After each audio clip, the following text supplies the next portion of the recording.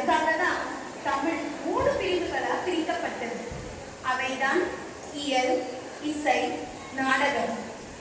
நூல்கள் மூலமாக கற்றுக்கொண்ட இயல், ராகதாளத்தை அறிந்திட இசை, கதைகளையும் உணர்வுகளையும் மேடையேற்ற நாடகம்.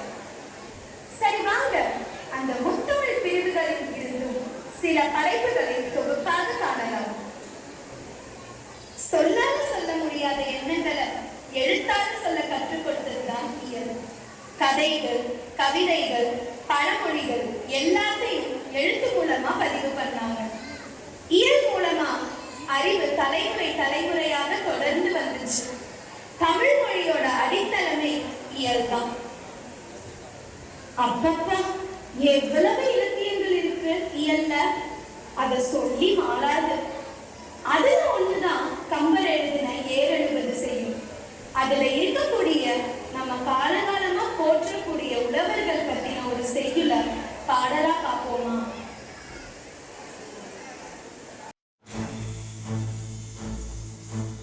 ஏறெழுவது வேணா குடி சிறப்பு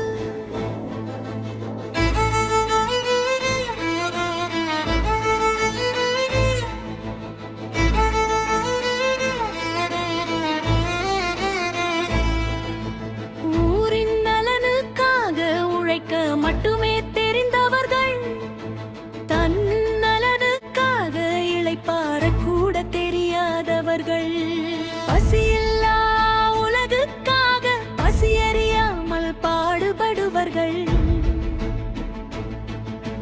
பழைய கஞ்சியின் வாசம் கூட பலம் கொடுக்கும் என்ற நம்பிக்கையுள்ளவர்கள், செருப்பு காலோடு சேற்று கூட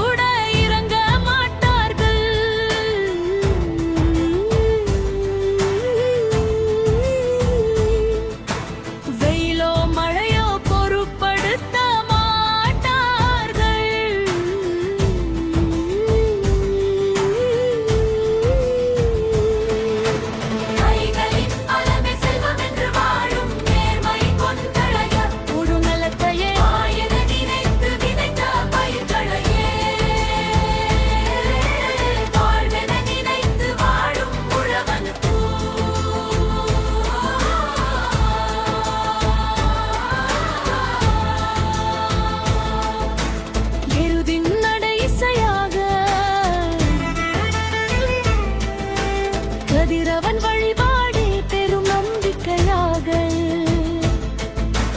வெயிலும் மழையும் விழாவாக வியர்வை துளிகள் அனைத்தும் முத்தாக தெரிந்திடுமே, விதைத்த அனைத்தும் செழிப்பாகி அறுவடை நாளில் அன்னம் பெருகிட பாசனம் கட்டி பசி தீர்க்கும் உழவனின்றி உயிர்கள் எங்கே, அவன் விதைத்த உணவின்றி வாழ்வு எங்கே,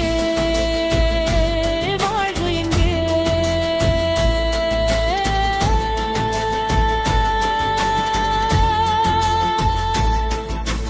கைகளின் பலமே செல்வம் என்று வாழும் நேர்மை கொண்டவர்கள், உழும் நிலத்தையே ஆழ்வென நினைத்து விதைத்த பயிர்களே,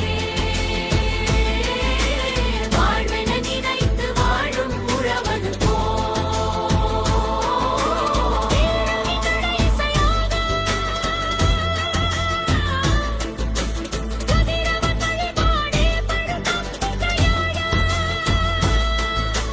வெயிலும் மழையும் விழாவாக வியர்வை துளிகள் அனைத்தும் முத்தாக தெரிந்திடுமே,